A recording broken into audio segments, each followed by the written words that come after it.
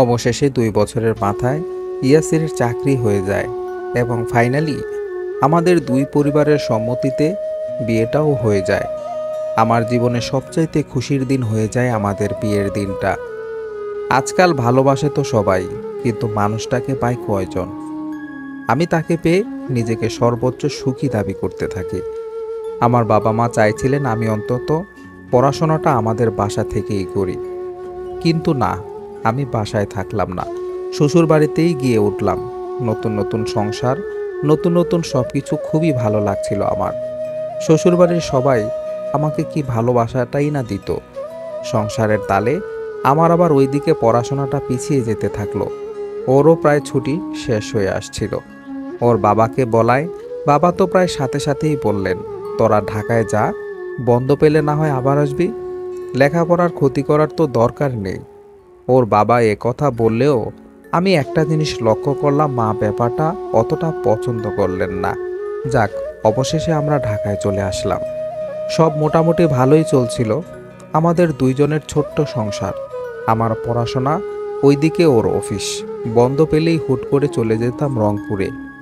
সুখ আর স্বাচ্ছন্দ্যময়ী আমাদের দিনগুলো কাটছিল। দেখতে দেখতে 2টা বছর পার হয়ে যায় আমাদের ছোট্ট সংসারের। একদিন সকালবেলা খবর আসে আমার বাবা গুরুতর অসুস্থ হয়ে পড়েছেন, আমাদেরকে এক্ষুনি যেতে হবে। আমরা তাড়াহুড়ো করে বের হইলাম। পথেই খবর এলো বাবা আর নেই। বাবা চলে যাওয়ার পর শোকের ছায়া নেমে আসলো আমাদের সংসারে। মা পাগল প্রায়, তাকে সামলাতে আমরা কয়েক মাস থাকার সিদ্ধান্ত নিলাম সেখানে। আমার আব্বা আম্মা এসে বোঝাতো ওনাকে। মাঝে মধ্যে ওনার পুরনো বান্ধবীর সাথে দেখা করাতাম। ওনার বান্ধবীদের সাথে দেখা করতে গিয়ে হয়তোবা বাড়ির বউদের নিয়েই আলোচনা হচ্ছিল। উনি সেই দিন বাসায় এসে আমাদের ডেকে বললেন, বিয়ে তো হয়েছে মেলা দিন হইল, এটাই আসল সময় বাচ্চা কাচ্চা নেওয়ার। পরে বয়স বেশি হয়ে গেলে তো আর বউয়েরই কষ্ট, পরে বয়স বেশি হয়ে গেলে তোর বউয়েরই কষ্ট হবে। আমি একদমই প্রস্তুত ছিলাম না এই কথাটা শোনার জন্য। আমার কেরিয়ার গড়ার সময় এটা। আমি মোটেই বেবি চাইছিলাম না। এটা সেটা বুঝিয়ে সেই দিনের মতো ব্যাপারটা সামাল দেওয়া গেল। কিন্তু ওর মাথায়ও ব্যাপারটা গেঁথেছিল বুঝি। ও আমাকে প্রায়ই ভাবতে বলতো, কিভাবে পরিস্থিতি সামলানো যাবে তার প্ল্যান করত। ওইদিকে তো ওর মা প্রতিদিনই বলতে থাকলো আমাদেরকে এইসব কথা। আমাদের সংসারে অশান্তি মূলত এই বাচ্চা ঘটিত তর্ক বিতর্ক নিয়েই শুরু হলো। একটা সময় আমিও ভাবলাম, স্বামী শাশুড়িকে নারাজ করি কেন? বাচ্চা তো দুর্বলতা না হয়ে শক্তিও হতে পারে। অবশেষে আমি রাজি হয়ে গেলাম। আমার ক্লাস মিস যাচ্ছিল। বললাম ঢাকায় ফেরত যেতে হবে আমাকে। ও ওর মা আর ভাই বোনকে একা ছাড়তে পারছিল না। আমি বললাম আমাদের সাথে ঢাকায় নিয়ে যাওয়া হোক তাদেরকে। কিন্তু না, আমার শাশুড়ি কিছুতেই ঢাকায় যাবেন না। ওনার সাজানো সংসার ছেড়ে নাকি ইট পাথরের শহরে এসে ওনার একদমই ভালো লাগবে না। অনেক বোঝালাম আমরা, কিন্তু আম্মা রাজি হলেন না। শেষে চাচা শ্বশুর বললেন তারা দেখবেন, কোনো সমস্যা নেই, প্রয়োজনে তাদের ছেলে আর ছেলের বউ এই বাড়িতেই উঠবে। এখানে একটা কথা আছে, আমার চাচা শ্বশুরের ছেলের সাথে আমার একদিনও দেখা হয়নি এর মাঝে। কারণ ছেলেটা ময়মনসিংহে জব করত, ও নাকি বদলি নিয়ে রংপুরে শিফট করতে চায় এখন। কথা ওটাই হলো, ওরাই আমাদের বাড়িতে থেকে সার্বিকটা দেখাশোনা করবেন। আমরা খুশিই হলাম। আরও একটা বছর কেটে গেল এভাবে। আমি বিসিএসের প্রিপারেশন নিচ্ছিলাম, ওইদিকে বেবি প্ল্যানও করছিলাম, কিন্তু চেষ্টা করেও কনসিভ করতে পারছিলাম না আমি। মায়ের প্রেশার বেড়ে গেল আমার উপর, কিন্তু ও আমার ওপর তেমন প্রেশার দিচ্ছিল না। ডাক্তার দেখানো হলো। ডাক্তার কিছু টেস্ট দিল আমাকে। নানা রকম বাজে চিন্তাভাবনা আসছিল আমার মাথায়। একরকম উত্তেজনার বশে আমি পরদিন হসপিটালে গিয়ে খবর নিলাম একা একা। ডাক্তার আমার হাতে রিপোর্টটা দিয়ে বলল, you are absolutely fine, you can be a mother, but main problem তোমার হাজবেন্ডের মধ্যে, ও কখনো বাবা হতে পারবে না। আমি থমকে গিয়েছিলাম ডাক্তারের কথাটা শুনে। কাতর হয়ে জানতে চাইলাম কোনো চিকিৎসা করানো পসিবল কিনা। কিন্তু ডাক্তার সোজা বলে দিল, চিকিৎসায় কোনো ফলপ্রসূ হবে না। আমি সারা রাস্তা ভাবতে ভাবতে আসছিলাম কি করা যায় এখন। ব্যাপারটা জানলে ও খুব কষ্ট পাবে, তাই ঠিক করলাম এখন বলবো না তাকে। কিন্তু ও তো রিপোর্ট চাইবে আমার কাছে, কিছু তো দরকার। জানি না কেন আমি রিপোর্ট চেঞ্জ করানোর সিদ্ধান্ত নিলাম। ভাবলাম ওকে বলবো চিকিৎসা করালেই আমি সুস্থ হয়ে যাব। আর আমার একটা কনফিডেন্স ছিল, ও এই সংবাদটা শুনলে ও কখনোই আমার হাতটা ছাড়বে না। তাই আমি সেটাই করলাম, রিপোর্টটা বদলে নিলাম। ও রিপোর্ট হাতে পেয়ে নির্বাক হয়ে বসেছিল আমার দিকে। তারপর আমাকে বলল, সমস্যা নেই, আল্লাহ চাইলে হবে। কিন্তু মা ব্যাপারটা জানার পর খুবই নারাজ হয়ে পড়লেন। আমি আবার আমার পড়াশোনার দিকে নজর দিলাম। ও পূর্বের ন্যায় একটু চুপচাপ হয়ে গিয়েছিল। মা কল দিলে ওকে আলাদা হয়ে কথা বলতে শুনতাম। আমার খারাপ লাগতো, কিন্তু প্রকাশ করতাম না, কারণ আমার ওপর ওর আস্থা ছিল। যে এই পড়াশোনার পেছনে এত কষ্ট করেছিলাম আমি, অবশেষে সেটার ফাইনালি ফলাফল পেলাম। বিসিএসে অ্যাডমিন ক্যাডার হয়ে গেলাম আমি। পোস্টিং হলো রংপুরেই। দারুণ খুশি হয়েছিলাম। যাক, এখন শ্বশুরবাড়িতেই থাকতে পারবো, কোনো সমস্যা হবে না। ওর জব ঢাকায় থাকার কারণে ও থেকে গেল ঢাকাতেই, আর আমি রংপুরে চলে গেলাম। আমার শাশুড়ি আমাকে আগের মতো পছন্দ করতো না ঠিক, তবে আমার সাথে তেমন কথাবার্তা বলতো না। আমি চেষ্টা করেছিলাম সম্পর্ক সহজ করার, কিন্তু ওই দিক থেকে কোনো সাড়া নেই। একটা ইন্টারেস্টিং কথা শুনবেন। আমার চাচা শ্বশুরের ছেলে কে ছিল জানেন? আমার সেই স্কুল জীবনের বেস্ট ফ্রেন্ডের বয়ফ্রেন্ডটা। এত বছর পর ওকে দেখে আমি অবাক হয়ে গিয়েছিলাম। ওর বউ আমার বান্ধবী নয়, অন্য একটা মেয়ে। আমাকে দেখে ছেলেটা বলল, কি ভাবি, চমকে গেলেন আমাকে দেখে? আগের কথা মনে রাখবেন না, বয়স কম ছিল, ভুল করে ফেলেছি, কিন্তু এখন আমারও সংসার হয়েছে। আমি পূর্বের কাজের জন্য অনুতপ্ত। ছেলেটা বললেও আমি কেন যেন বিশ্বাস করতে পারলাম না। একদিকে ভাবছিলাম, না, হয়তো আসলেই ভালো হয়েছে, বউ বাচ্চা আছে, চরিত্র ভালোও হতে পারে। আমার সিক্স সেন্স বলছিল ও আমার জন্য ক্ষতির কারণ হতে পারে। এর মাঝে আবার ইয়াসিরও হঠাৎ অসুস্থ হয়ে গেল। গুরুতর অসুস্থ অবস্থায় ওকে হসপিটালে অ্যাডমিট করানো হলো। জানা গেল ওর কিডনিতে প্রবলেম, রিপ্লেস করতে হবে। আম্মা আমাকে দোষারোপ করলেন, কেঁদে কেঁদে বললেন, এই অলক্ষী মেয়েটা আমার সংসার খেতে এসেছে, না দিতে পারে একটা সন্তান, আর না হচ্ছে সংসারে। আমি কথাটা শুনে স্তব্ধ হয়ে গিয়েছিলাম। ভালো খারাপ সময় সবার সংসারেই আসে, তাহলে এটা নিয়ে আম্মা আমাকে কিভাবে দোষারোপ করতে পারেন? সব ঝামেলা আমাকেই পোহাতে হচ্ছিল। ইয়াসিরের কিডনি রিপ্লেসের জন্য ডোনার খুঁজছিলাম। অন্যদিকে মায়ের খারাপ কথা সহ্য করার মতো না হলেও তবুও দাঁত চেপে চেপে সহ্য করে যাচ্ছিলাম। আর আল্লাহকে ডাকছিলাম খুব করে। আল্লাহ সহায় হলেন এবং ডোনার পাওয়া গেল অবশেষে। এ যাত্রায় মৃত্যুর মুখ থেকে বেঁচে ফিরল ইয়াসির, কিন্তু ওর ভেতর আমূল পরিবর্তন আসলো যেন। বাসায় সবসময় আম্মা আমাকে নিয়ে অভিযোগ করতে থাকলেন। ওর মন আর মস্তিষ্ক বিষিয়ে তোলার ছোট্ট প্রয়াস ছিল এটা। বুঝতে পারছিলাম ওদের পরিকল্পনা ছেলেকে আরেকটা বিয়ে করানোর। আমি চুপচাপ ছিলাম।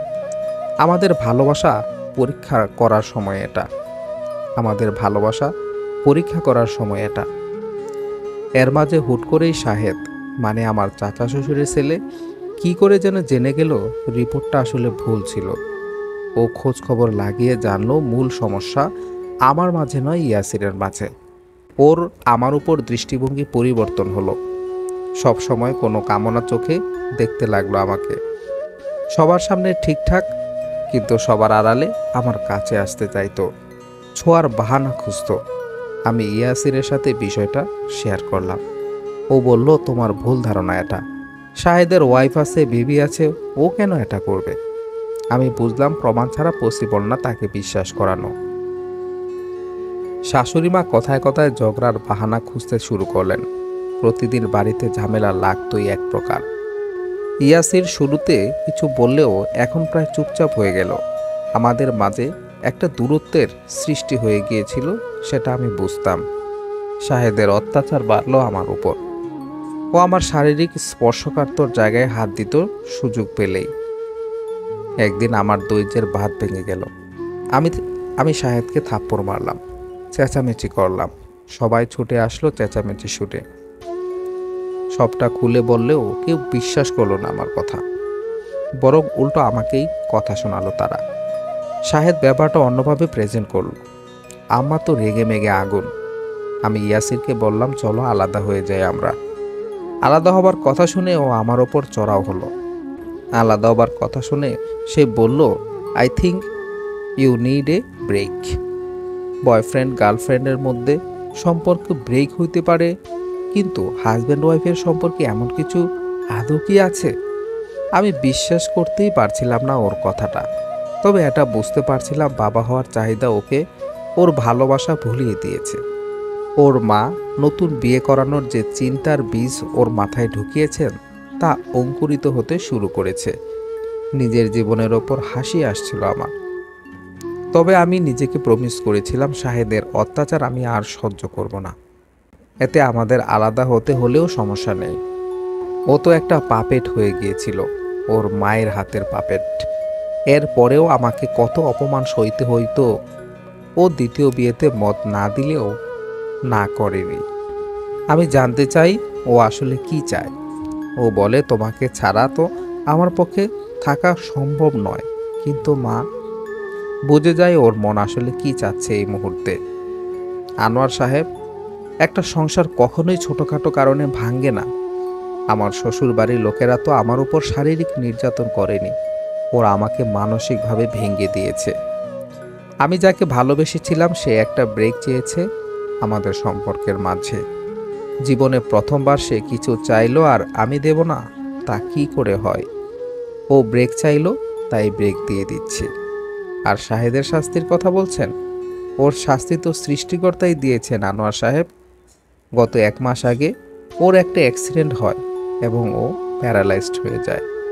আপনার হাজবেন্ড কি কখনো জানতে পারবেন না মূল সমস্যাটা আসলে ওনার মাঝেই? আনোয়ার সাহেব, সে কথা তো সে জানে। জানে মানে? জি আনোয়ার সাহেব, শাহেদ এবার আসলেই ও ওর ভুলটা বুঝতে পেরেছিল। ও সবাইকে আসল সত্যিটা জানায়। আনোয়ার সাহেব বললেন, মা, তাহলে তো সব ঠিক হবার পথে। বিচ্ছেদটা কি আসলেই জরুরি? আনোয়ার সাহেব, সম্পর্কে যখন তিক্ততা আসে তখন সম্পর্ক বয়ে বেড়ানোর থেকে বের হয়ে আসা ভালো। বিশ্বাস স্বচ্ছ কাচের মতো, এটা একবার ভেঙে গেলে ভালোবাসাও পারে না জোড়া লাগাতে। আমার হাজবেন্ডকে আমি অন্ধের মতো বিশ্বাস করতাম। কখনো মাথায়ই আসেনি সে খারাপ সময়ে আমার হাত ছেড়ে দেবার চিন্তা মাথায় আনবে। কিন্তু আমি ভুল প্রমাণিত হলাম আনোয়ার সাহেব। আমার অন্ধ বিশ্বাসের এবং ওর প্রতি আমার বিশ্বাস ভাঙার শাস্তি একমাত্র বিচ্ছেদ।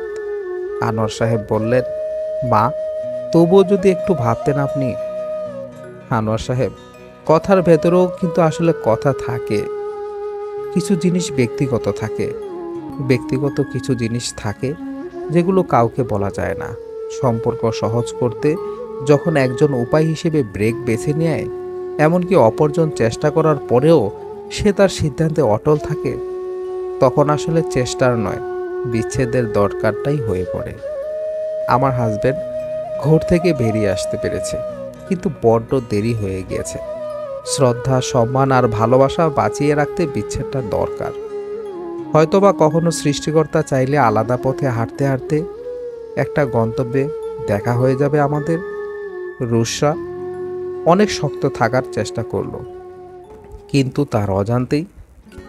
তার অজান্তেই তার চোখ দিয়ে 2 ফোঁটা জল গড়িয়ে পড়ল। আনোয়ার সাহেব চুপচাপ মেয়েটার মুখের দিকে তাকিয়ে থাকলেন। একটু ভালো করে লক্ষ্য করলেই দেখা যায় এই মায়াবী মুখটাতে অসহনীয় কষ্ট, যন্ত্রণার ছাপ ফুটে উঠেছে।